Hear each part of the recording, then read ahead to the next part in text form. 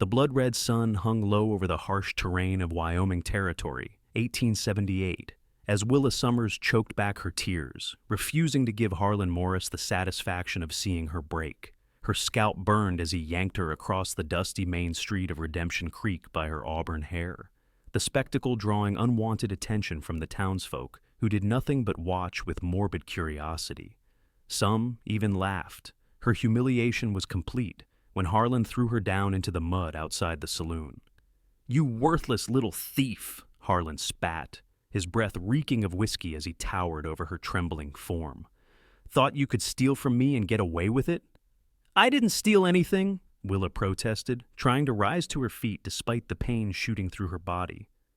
"I earned that money fair." Her words were cut short by Harlan's hand, raised to strike her again. But the blow never came. "That's enough." The voice was steady, commanding, and belonged to a stranger. A tall man with sun-weathered skin and eyes the color of a storm-laden sky stepped between them. His stance was casual, but his hand hovered near the revolver at his hip with practiced readiness. "This ain't your business, cowboy," Harlan snarled. "I'm making it my business." The stranger's voice remained level.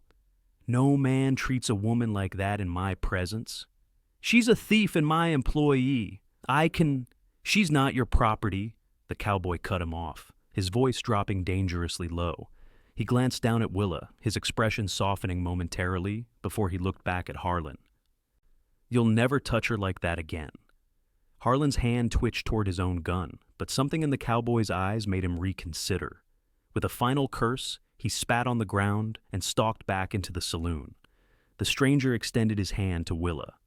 "Name's Yates Newcomb. Can you stand, madam?" Willa nodded, accepting his help, though her legs trembled beneath her. "Willa Summers," she managed, trying to regain her dignity as she brushed mud from her skirts. "Thank you, Mr. Newcomb, but you shouldn't have interfered. Harlan Morris owns half this town, and he doesn't forget slights." "I've dealt with his kind before." Yates shrugged, his eyes taking in her disheveled appearance and the red marks on her wrists where Harlan had grabbed her earlier. "You need a doctor?" "No." Pride made her straighten her spine despite the pain. "What I need is to leave this godforsaken town before he comes back." "Where will you go?" The simple question struck Willa silent. Where indeed?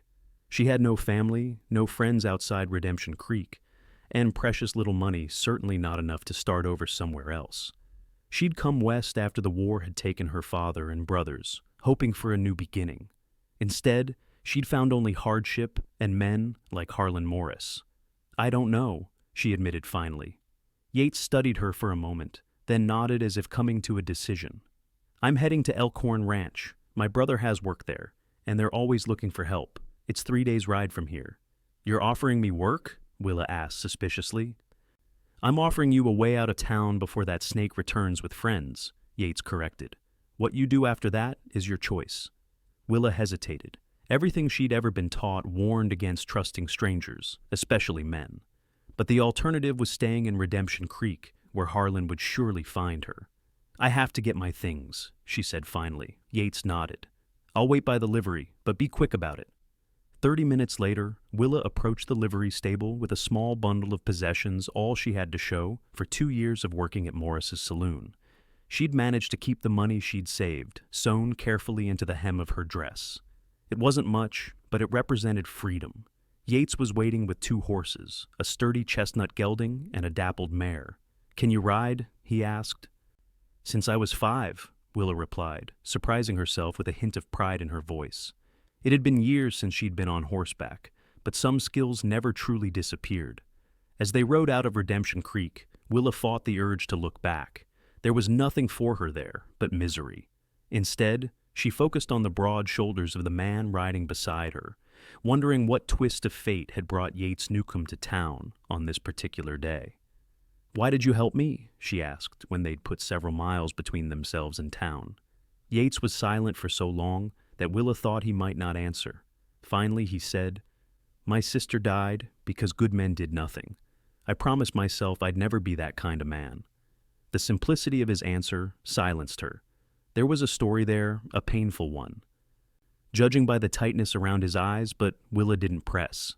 They all had ghosts haunting them in this untamed country. As the day wore on, Willa's muscles protested the unfamiliar exercise of riding. When they finally stopped to make camp by a small creek, she practically fell from the saddle, her legs numb and trembling. Yates pretended not to notice her discomfort as he efficiently set up camp, starting a small fire and preparing a simple meal of beans and salt pork. They ate in companionable silence as darkness settled over the land. "Get some sleep," Yates said finally, nodding toward a bedroll he'd laid out for her. "We have a long ride tomorrow." Willa wanted to protest that she should take a watch, but exhaustion overwhelmed her. She crawled onto the bedroll, pulling the rough blanket around her shoulders. "Mr. Newcomb," she said sleepily, "thank you." Through half-closed eyes, she saw him nod once before settling against his saddle, rifle across his lap, keeping vigil through the night. The next morning dawned clear and crisp. Willa awoke to find Yates already up, tending to the horses. Her body ached from the unaccustomed riding, but she forced herself to rise without complaint. "There's coffee," Yates said by way of greeting, nodding toward a battered tin pot nestled in the embers of the previous night's fire. Willa poured herself a cup, savoring the bitter warmth. "How far to Elkhorn Ranch?" "2 more days if the weather holds." Yates glanced at the sky. "We should reach the Powder River by nightfall." They rode in silence for most of the morning. The rhythm of the horses' hooves, a soothing counterpoint to Willa's troubled thoughts. What would await her at Elkhorn Ranch? And what would she do if they didn't need her help? "Tell me about this ranch," she said finally, needing distraction from her worries. "Owned by the Cassidy family," Yates replied. "Good people, fair. They run about 5,000 head of cattle and always need capable hands." "And they'd hire a woman?" Willa couldn't keep the skepticism from her voice. Yates glanced at her. "Mrs. Cassidy runs the house with an iron hand. Lost 2 cooks in the last year. She's desperate for help, especially with winter coming." "I can cook," Willa said, relief flooding through her. It wasn't much of a future, but it was honest work, away from men like Harlan Morris. They stopped at midday to rest the horses and eat a sparse meal of jerky and hardtack.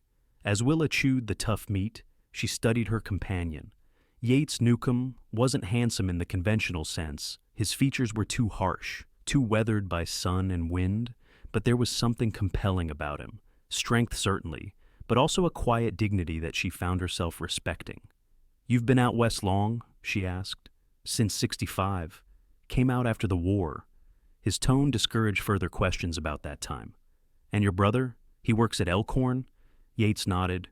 "Wade's the foreman. Been there 5 years now. He must be good at his job. The best." For the first time, Willa saw a genuine smile transform Yates's face, softening the hard lines. "Saved my life more than once." Before Willa could ask more, Yates stood abruptly. "We should keep moving if we want to reach the river before dark." As they continued their journey, the landscape began to change, the flat plains giving way to rolling hills dotted with pine. By late afternoon, dark clouds had gathered on the horizon, and a chill wind picked up. "Storm's coming," Yates observed, frowning at the sky. "We need to find shelter." They pushed the horses harder, racing against the approaching weather. The first fat drops of rain began to fall just as they crested a hill and spotted a small cabin nestled against a stand of trees. "Trapper's cabin," Yates explained as they rode toward it. "Abandoned now, but it'll keep us dry."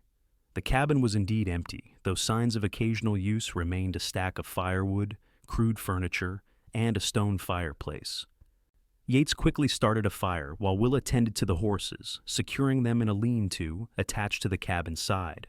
By the time she returned, the cabin was bathed in the warm glow of firelight, and Yates was heating beans in a battered pot he'd found. "Not much," he apologized, "but it's hot." The storm hit in full force as they ate, wind howling around the cabin's eaves and rain lashing against the single window. Despite the tempest outside, Willa felt strangely secure in the small space, warmed by the fire and Yates's quiet presence. "You never said why Harlan was dragging you through town," Yates said suddenly, breaking the comfortable silence. Willa stiffened. "Does it matter?" "It might if he's coming after you." She sighed, knowing he deserved the truth after risking himself to help her. "I worked at his saloon, not as—" She hesitated. Not in the way you might think. I served drinks, cleaned up. But Harlan expected more from his girls. When I refused, he started holding back my wages, claiming I owed him for room and board. Yates's expression darkened. And yesterday, I'd saved enough to leave, was planning to catch the eastbound stage today. Willa's mouth twisted bitterly.